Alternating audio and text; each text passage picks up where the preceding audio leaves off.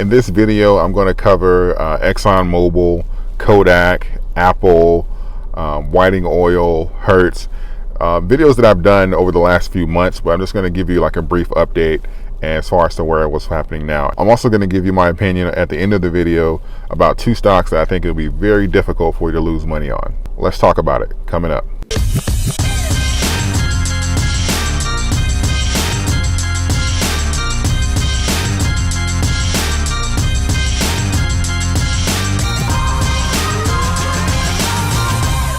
Welcome back, YouTube. My name is David Mitchell. I am the host of the Ace of Spades, and today I'm going to be providing an update on some stocks that I've previously covered and to cover any transitions, current news that's coming on, and where I am now as far as for my plans I'm going to do with the stock. First up on the list is going to be Exxon Mobile. So recently, the Houston Chronicle reported that Exxon Mobile plans to stop contribution to the 401k plans of their employees to protect investor dividends. So the unions are rebuttaling, stating that the employees have remained working throughout the entire pandemic and they deserve the contribution match from the employees. And plus they know that Exxon Mobil does have the available cash to keep this going. Neil Chapman, senior vice president, he responded but not directly by saying that he hasn't seen demand fall this low in the last 20 years. And it's equivalent to like roughly the 1970s financial crisis. And he also stated that the remainder of the employees' benefit packages remains highly competitive. So I guess this was a way in saying that, okay, yeah, we're making some adjustments, but our employees are going to be okay. In my opinion, as far as the employees go, I do believe that Exxon does pay its employees well. I've known a few people that actually have worked at the plants in Texas, and from what I do know personally, they are paid relatively well. Doesn't change the fact that Exxon doesn't have to cut the 401k contributions right now, but they are, and I do believe that Exxon is just getting in front of the ball because they don't know how long this is going to last, and it's easier to make the transitions earlier on and kind of gauge the future as far as for the rest of the year and get the dividends as far as paid out in the final quarter and the first quarter of next year as well. I mentioned Exxon in my video as far as stocks that I picked up during the pandemic that I'll never sell. For those of you that do have Exxon, as far as I'm concerned, the stock is still half off. Exxon is, in my opinion, one of the most stable companies on the planet. It's really a powerhouse. I don't see it going anywhere in my lifetime. I do believe that you should just drip the dividends and hang on if you're invested. And if you're thinking about getting an Exxon, again, it's 50% off right now. I still believe Exxon is on sale, and I think it's a great buy. Let's talk Whiting Petroleum. As I mentioned in one of my previous videos, Whiting Petroleum, I've made the most money in this stock this year. As you know, Whiting Petroleum is bankrupt. Right now it's hovering in between the 80 cents to $1 mark, and at that price it's unattractive to me. So I would prefer to jump back in if I was going to jump back in, because I don't currently own any stocks, but if I were to jump back in, it would have to get closer to the 50-cent range. Bankrupt stocks are extremely risky, and even like earlier this year, prior to the bankruptcy and a little bit afterwards, it was mostly just pumping and dumping. And I have a video, I have the #1 video on YouTube for Whiting Petroleum. I'll put the link up here if you want me to go as far as in depth as far as like the history of this year. But just an update, I'm currently not in Whiting Petroleum, and unless it drops about 20 to 30% more, I won't be investing in it. Okay, let's talk Kodak. Three out of my last 4 videos were about Kodak, and I'm going to start by saying I told you so. Not really, but again, with Kodak, it was so obvious that they had done insider trading that I knew that this was going to happen and it was going to get dragged into the political arena. So I just felt like the stock was overvalued. Of course, it was just a huge pump. And as I had some discussions in the chats below my videos, I believe that the true value of the stock was somewhere between $5 and $10. And so far it's proving to be that's the case. But we're going to get into a little bit of the Kodak news and see what's going on. Kodak is a great company. They're one of the most innovative American companies out there. They have over 20,000 patents and literally created the technology that ultimately destroyed the company as far as for sending it into bankruptcy in the long term. And I believe that they've dropped the ball again here with their loan. So Kodak wasn't the first company to do insider trading this year. There's a bunch of them that filed for bankruptcy or paid their executives, or their executives got a huge stock options beforehand. But with Kodak getting being on the table for getting a loan from the government, it was just really not smart to make those options and transitions, especially like 24 48 hours before the announcement. If they had done it maybe like a month ago, or I'm not sure how the conversation played out, to saying, okay, hey, we're going to give you the money, or we're considering you for giving you the money.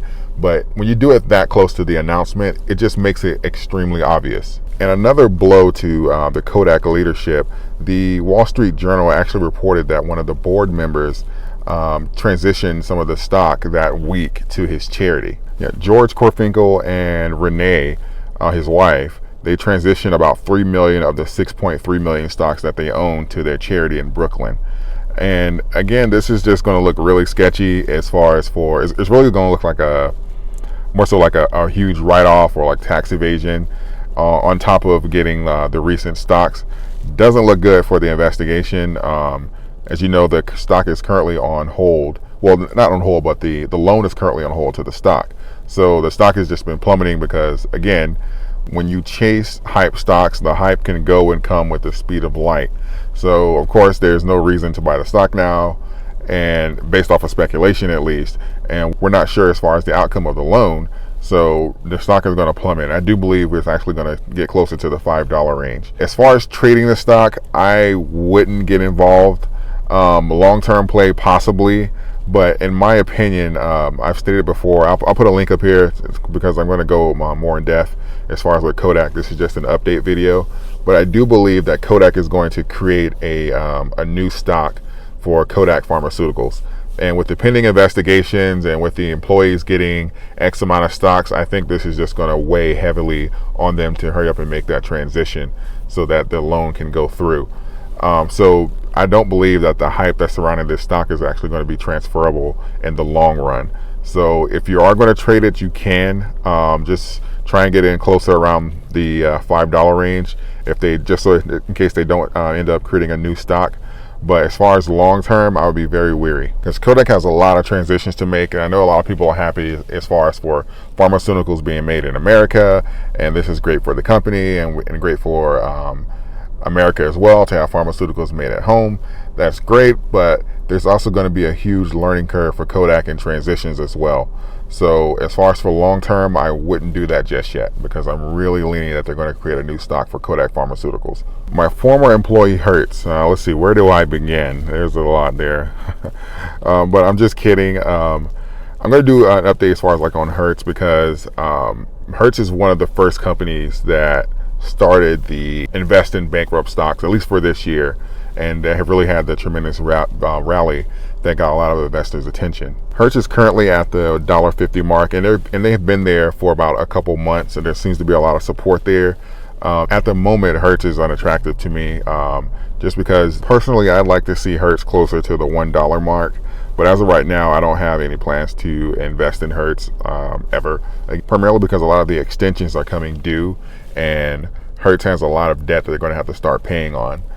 They do have about $1.4 billion in cash right now, but their extension is coming to an end at September 30th, and they're going to have to start paying about $108 million a month for the leases on their cars. If Hertz got down to around the $1 mark again, then I'd make a consideration as far as getting back into the stock. But as of right now, Hertz is off the table for me. Let's talk Apple. What can I say? Apple, I'll say it once, I'll say it again. Apple, in my opinion, is the Exxon Mobile of tech. I believe it's up there probably with the most indestructible companies, just because of customer loyalty, branding, and the resourcefulness of the company. Apple stock growing and remaining strong during the pandemic just really cemented those ideas and beliefs that I have about Apple. It lets me know that the people that have Apple and that live and die by the brand, that they're not looking for bargains, and they're not going to settle despite what's going on. They're extremely loyal to Apple, and that's really great for Apple in the long run. And as most of you know, Apple is doing a 4-to-1 stock split at the end of this month, and I do believe a part of the recent rally has been because of the stock split. I'll say this for another video, but Tesla is also doing a stock split as well, and I believe we're going to see a rally or something similar in that stock as well. As far as what I'm doing with Apple, I do believe it's a bit pricey now.